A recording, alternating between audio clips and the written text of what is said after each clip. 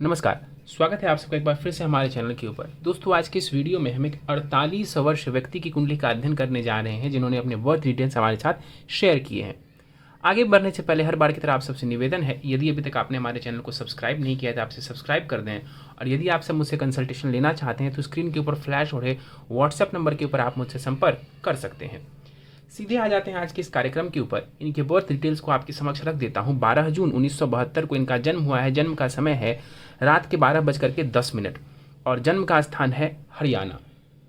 अब प्रश्नों की बात की जाए तो इन्होंने दशाओं को लेकर के पूछा है कि मुझे फिलहाल शनि की साढ़े साथी चल रही है, उसका कैसा प्रभाव हुआ, ग्रहों की दशा जो चल रही है उसका प्रभाव, मारक ग्रहों का प्रभाव, अपनी आयु को लेकर के सवाल पूछा है, आने वाले समय में आर्थिक एवं पारिवारिक सुख को लेकर के इन्होंने प्रश्न पूछा है, और संतान का भविष्य जानना चाहते हैं, संतान सुख के बारे में जानना चाहते हैं, और साथ ही साथ कहते हैं कि क्या कोई बड़ी बीमारी होने की संभावना है क्या। सीधे इनकी लगन कुंडली को देखते हैं। 11 नंबर से इनकी कुंडली प्रारंभ होती है, कुंभ लग्न की बन जाती है। चंद्रमा देवता देखें तो वो मिथुन राशि में जाकर के विराजमान है, यानी इस जातक की कुंडली बन जाती है कुंभ लग्न एवं मिथुन राशि की। वायु तत्व प्रधान ये कुंडली बन जाती है।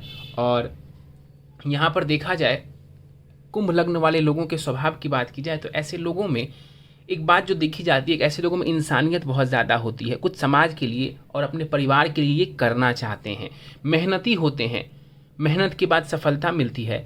और स्वभाव और विचार ऐसे लोगों का काफ़ी उत्तम देखा गया, यानी पॉजिटिव रहते हैं ऐसे लोग। और साथ ही साथ जो है दूसरों के लिए काम करते हैं, या परोपकार की भी भावना इनके जीवन में होती है कि दूसरों के लिए भी ये कुछ ना कुछ करते हैं। लग्न का मान यहाँ पर 17 डिग्री है। लग्न के पास बलाबल बढ़िया है। चंद्रमा यहाँ पर मिथुन राशि में बैठा हुआ है। जब चंद्रमा मिथुन राशि में बैठता है तो ऐसे लोग एक जगह पर टिक करके कार्य नहीं कर पाते हैं, कार्य में बदलाव करना पड़ता है ऐसे लोगों को, या ऐसे लोगों की इच्छा होती है कि कई सारी चीज़ों में वो बदलाव करें। एक जगह टिक करके काम या एक जगह टिक करके कोई चीज़ वो नहीं कर पाते हैं, उसमें उन्हें परेशानी देखने को मिलती है। इनकी कुंडली में समझे तो सीधे चौथे खाने की तरफ चलते हैं। शनि और सूर्य यहाँ पर बैठे हुए हैं। शनि सूर्य का कॉम्बिनेशन कुंडली के चौथे खाने में हो रहा है। अब यहाँ पर शनि 17 डिग्री के साथ बैठे हुए हैं युवावस्था में, सूर्य 27 डिग्री के साथ बाल अवस्था में यहाँ पर बैठा हुआ है कुंडली के चौथे खाने में। लग्नेश का करके चौथे भाव में बैठना काफ़ी अच्छा है, सुख देने वाला होगा। लेकिन यहाँ पर शनि अस्त हो रहे हैं सूर्य से, तो शनि का थोड़ा सा बल कम जरूर हो जाएगा। शनि चौथे भाव में बैठे हुए हैं, सुख सुविधाएं ये देने वाले होंगे। यहाँ पर से शनिदेव की दृष्टि लग्न के ऊपर पड़ेगी, वो भी बढ़िया है आपके स्वास्थ्य के लिए। हाँ, इतना जरूर है कि आप कहेंगे कि सर अस्त है ग्रह तो उसकी दृष्टि आप लेंगे क्या। देखिए, दृष्टि निश्चित रूप से कम प्रभावी होगी, लेकिन ऐसा मानते हैं कि दृष्टि यहाँ पर होगी लेकिन कम प्रभावी होगी। आप चाहें तो शनि को बलवान करके पूर्ण रूप से शनि का लाभ ले सकते हैं। चौथे खाने में बैठा हुआ शनि आपको भूमि, भवन, मकान सब कुछ का सुख दिलवाने वाला होगा। सूर्य की बात कर लें तो सप्तमेश सूर्य चौथे खाने में जाकर के बैठे हुए हैं। ये सुख के लिए बढ़िया है, पत्नी से सुख के लिए बढ़िया है। लेकिन शनि सूर्य जो चौथे भाव में बैठे हुए हैं ये ज़्यादातर मामलों के लिए बढ़िया है। हालांकि शनि सूर्य का जब कॉम्बिनेशन बनता है तो ये पिता से संबंधित सुखों में थोड़ी परेशानी दे सकता है। इसकी दृष्टि दसम भाव के ऊपर पड़ेगी। कार्य क्षेत्र में भी ये आपको सफलता दिलवाने वाले होंगे और वहां पर भी ये सक्सेस ही देंगे। आगे बढ़ जाते हैं। कुंडली के पंचम भाव में देखिए तो 4 ग्रह यहाँ पर विराजमान है, चंद्रमा, बुध, शुक्र एवं मंगल। जो कुंडली का पंचम भाव होता है ये संतान से जुड़ा हुआ होता है। इसको प्रेम से और संतान से जोड़ करके देखते हैं और ज्ञान से भी जोड़ करके हम इसको देखते हैं। 4 ग्रह पंचम भाव में बैठे हुए, इसका मतलब है कि संतान की तरफ जो है ना आपका झुकाव रहेगा। देखिए, ये तो अब हर व्यक्ति में ये बात देखी जाती है कि संतान के प्रति माता पिता जो है एक कर्तव्य बनता है और माता पिता उनकी तरफ चिंतित रहते भी हैं। लेकिन आपके मामले में थोड़ा ज़्यादा होगा कि आप संतान को लेकर के, संतान से जुड़ी चीज़ों को लेकर के ज़्यादा फिक्रमंद रहेंगे, या आपका ध्यान उस तरफ ज़्यादा होगा। पंचम भाव में यहाँ पर 4 ग्रह बैठे हुए हैं, कुछ योग बन जाते हैं। यहाँ पर समझा जाए तो देखिए, शुक्र और बुध यहाँ पर साथ में बैठे हुए हैं तो लक्ष्मी नारायण योग बन जाता है, धन के लिए ये बढ़िया है। और इसके साथ साथ जो है चंद्रमा और मंगल बैठे हुए हैं साथ में, लक्ष्मी योग बन जाता है यहाँ पर। हालांकि डिग्री देखिए चंद्रमा मंगल का तो एक छोर पर चंद्रमा है तो दूसरे छोर पर मंगल है, इसलिए ये लक्ष्मी योग बस नाम का बनेगा, कोई बहुत ज्यादा प्रभावी नहीं होगा। यहाँ पर समझा जाए ग्रहों को कि किस तरीके का परिणाम देने वाले होंगे ग्रह। बुध यहाँ पर बैठे हुए हैं पंचम भाव में, स्वग्रही होकर के ये आपको इंटेलिजेंट बनाएगा। बुध जो यहाँ पर बैठा हुआ है आपको ये इंटेलिजेंट बनाएगा। ये बुध आपको अस्त जरूर दिख रहा है लेकिन उससे कोई दिक्कत नहीं है। ये बुध आपको इंटेलिजेंट बनाएगा, ज्ञानवान बनाएगा, चीजों की समझ देगा ये बुध आपको। शुक्र की बात कर लेते हैं तो शुक्र यहाँ पर वक्री होकर के बैठे हुए हैं और इस कुंडली में शुक्र सुखेश और भाग्येश बनते हैं, यानी कि इस कुंडली का सबसे इंपॉर्टेंट ग्रह जो है या सबसे योग कारक ग्रह शुक्र बनता है।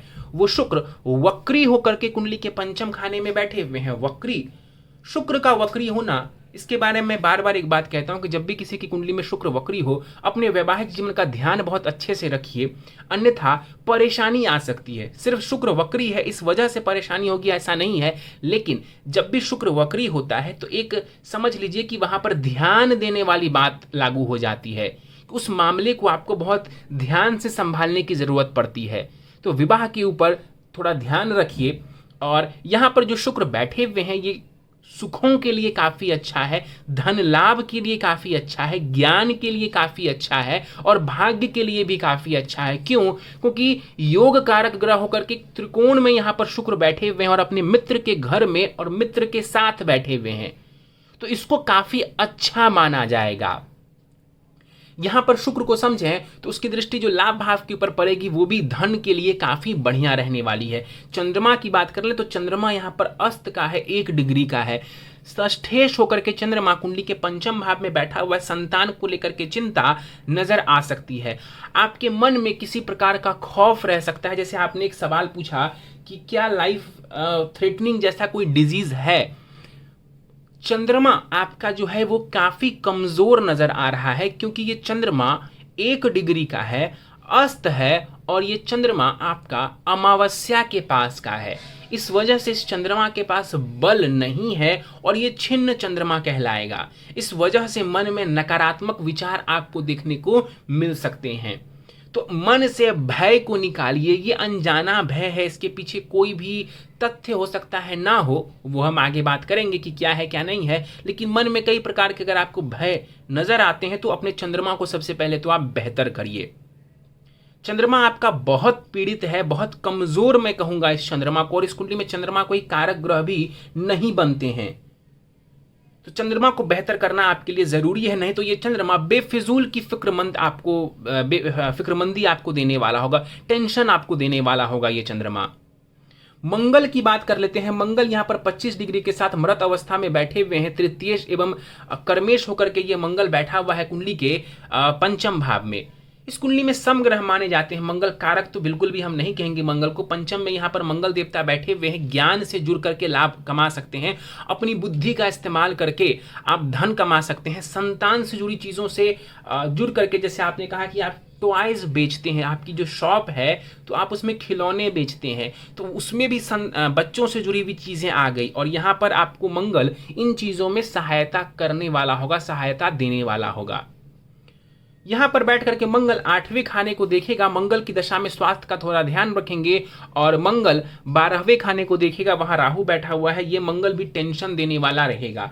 तो मंगल की दशांत दशा चलती है, उस दौरान अपने हेल्थ का विशेष ध्यान रखिएगा। कुछ विशेष गड़बड़ नहीं होगा, लेकिन चूंकि आपका चंद्रमा गड़बड़ है इस वजह से परेशानी छोटी भी आएगी तो आपके मन में डर बैठ जाएगा। केतु की बात कर लेते हैं। छठे खाने में केतु 2 डिग्री के साथ यहाँ पर बैठे हुए हैं। चंद्रमा के घर में केतु बैठे हुए हैं और चंद्रमा की स्थिति खुद ठीक नहीं है और केतु ये रोग भाव में बैठा हुआ है। केतु कहते हैं कि इस प्रकार का रोग देता है जो कि बहुत जल्दी डिटेक्ट नहीं हो पाता है। और उससे भी ज्यादा मैं ये बोलूंगा कि केतु राहु जो छठे एक्सिस के ऊपर बैठे हुए हैं ये आपको भय दे सकते हैं। रोग से ज्यादा ये आपको भय दे सकते हैं, बेफिजूल में आप परेशान हो सकते हैं। तो पॉजिटिव रहिए, पॉजिटिव रहना आपके लिए ज्यादा जरूरी है। केतु यहां पर बैठे हुए हैं। डेली जो भी आप जॉब करते हैं या जो अपना बिजनेस ही है उसमें आपको थोड़ी कठिनाई आ सकती है।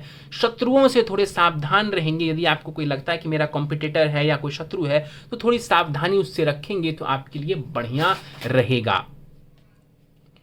गुरु की बात कर लेते हैं। 11 डिग्री के साथ गुरु लाभ भाव में बैठे हुए हैं। यहाँ पर वक्री होकर के गुरु यहाँ पर 11 डिग्री के साथ कुमार अवस्था में विराजमान है। अच्छी स्थिति है गुरु की और इस गुरु के ऊपर 3 शुभ ग्रह और एक मंगल की दृष्टि पड़ रही है। धन के लिए ये गुरु बढ़िया है, धन के लिए इस गुरु को मैं खराब नहीं बोलूंगा। जो भी आपके पास धन आता है उसका इस्तेमाल बहुत सोच समझ करके कीजिए। गुरु आपको धन का लाभ देने वाले होंगे, गुरु की स्थिति खराब नहीं है। धनेश और लाभेश होते हैं, ये लाभ भाव में बैठे हुए हैं, धन योग बना करके गुरु बैठा हुआ है। मेहनत करेंगे तो धन का लाभ जीवन में देखने को आपको जरूर मिल जाएगा। गुरु की दृष्टि पड़ेगी कुंडली के पंचम भाव के ऊपर। ये गुरु आपको साहस देने वाला होगा, पराक्रम देने वाला होगा। पंचम भाव के ऊपर गुरु की दृष्टि पड़ेगी, संतान सुख के लिए बढ़िया है। सप्तम के ऊपर गुरु की दृष्टि विवाह के लिए बढ़िया मानी जाएगी।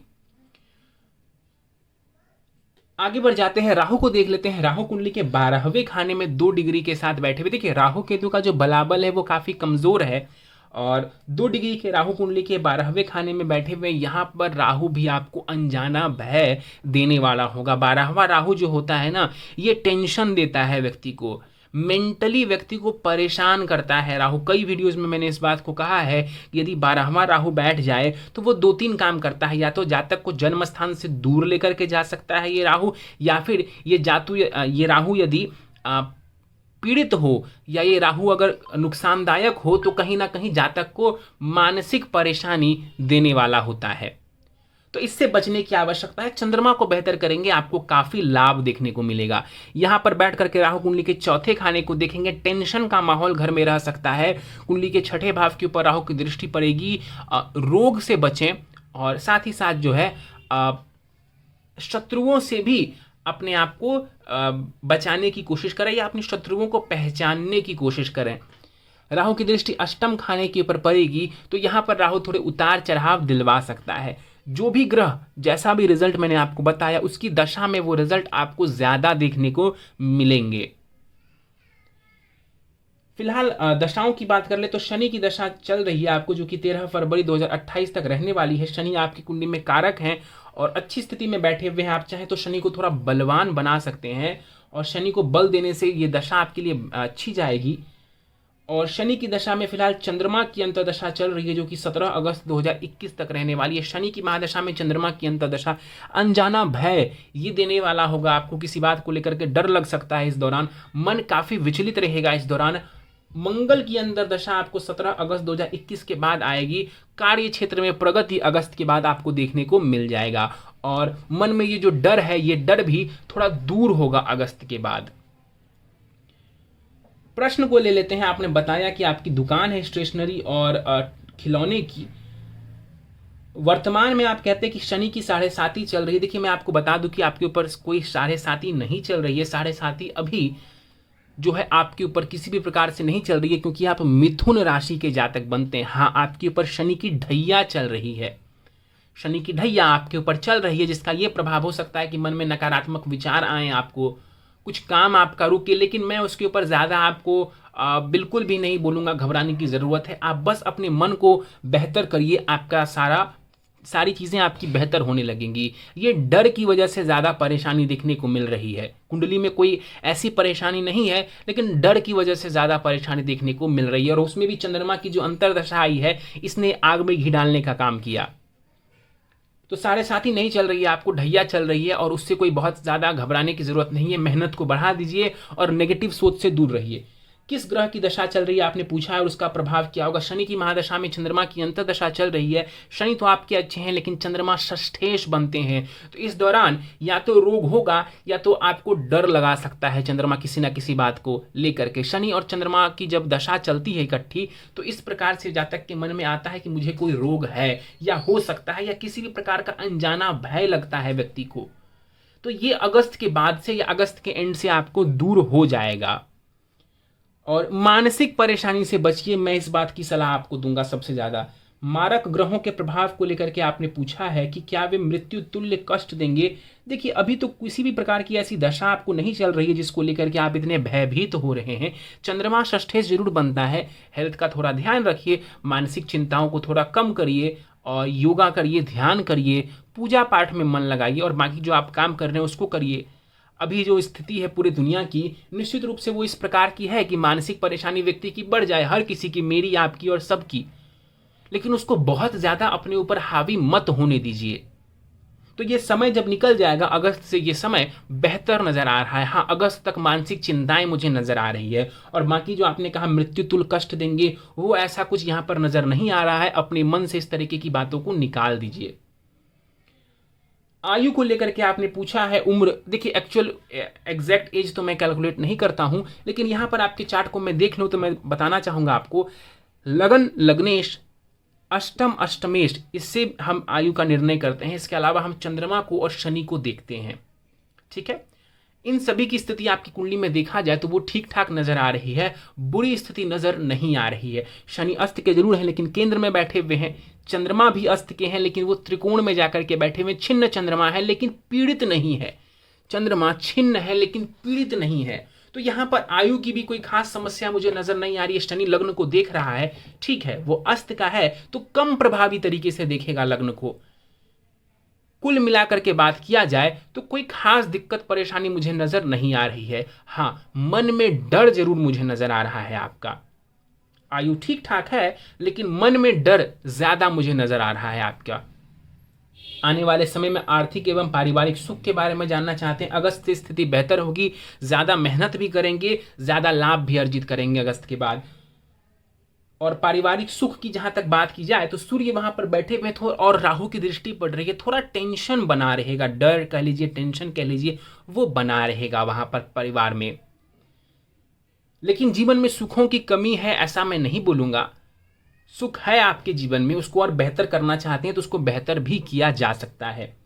संतान का भविष्य एवं संतान सुख जानना चाहते हैं, काफी बढ़िया नजर आ रहा है। किसी भी प्रकार की ज्यादा परेशानी मुझे नजर नहीं आ रही है। संतान को लेकर के आप फिक्रमंद है वो अलग बात है। संतान के ऊपर कोई भी दुष्प्रभाव नजर नहीं आ रहा है आपकी कुंडली के अनुसार।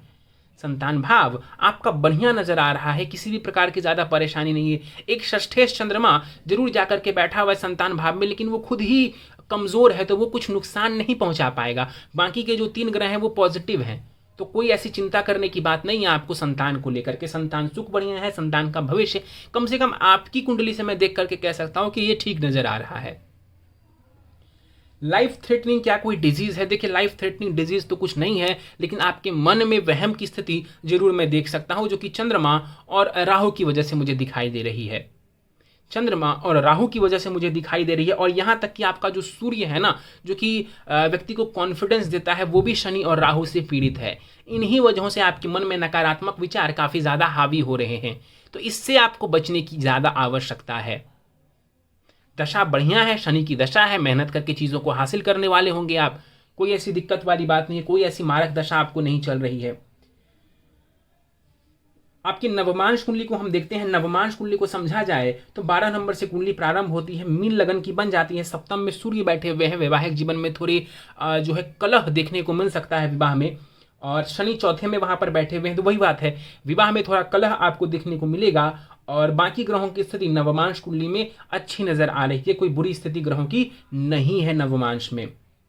तो विवाह में थोड़ी सी क्या कह सकते हैं उसको, अगर पत्नी की कुंडली में भी मान लीजिए कि कोई ऐसा योग होगा तो वैवाहिक जीवन में थोड़ी कटुता देखने को आपको मिल सकती है। बाकी स्थिति यहाँ पर ठीक नजर आ रही है। उपाय की बात कर लेते हैं। मृत्युंजय मंत्र का आप जाप करिए, इससे चंद्रमा शनि राहु केतु ये सब आपके बेहतर हो जाएंगे। तो सुबह शाम महामृत्युंजय मंत्र का एक माला आप जाप कर सकते हैं, लाभ मिलेगा। हनुमान चालीसा पढ़ना है सुबह शाम। गुरुवार के दिन मंदिर जाइए और देव के दर्शन करिए। कोई भी मंदिर हो, कोई भी देवी देवता की मूर्ति हो, बस जाइए वहां पर और उनके दर्शन करिए। सोमवार शिवलिंग के ऊपर जल दूध से अभिषेक करिए ओम नमः शिवाय कहते हुए। और आखिरी उपाय है, अमेथिस्ट नाम का रत्न आता है 7.25 रत्ती का, इसको आप पंच धातु में जरवा करके मध्यमा उंगली में इसको शनिवार के शाम को धारण कर सकते हैं। अमेथिस्ट ये शनि का रत्न होता है। नीलम धारण करने की कोई आवश्यकता नहीं है आपको, अमेथिस्ट आप धारण करिए, आपके लिए बेहतर रहेगा।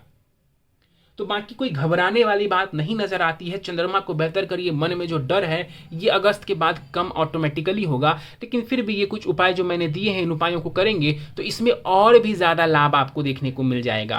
कुंडली बढ़िया है आपकी, बस ये अनजाना भय चंद्रमा और राहु की वजह से होता है और वो आपकी कुंडली में दिख रहा है। ऊपर से दशा शनि चंद्रमा की चल रही है, इसने आग में घी डालने का काम किया। चलिए तो दोस्तों ये था इस 48 वर्षीय व्यक्ति की कुंडली का विश्लेषण। मुझे उम्मीद है कि आपको हमारा कुंडली विश्लेषण का कार्यक्रम पसंद आया होगा। कार्यक्रम पसंद आया तो आप इसे लाइक करें, शेयर करें।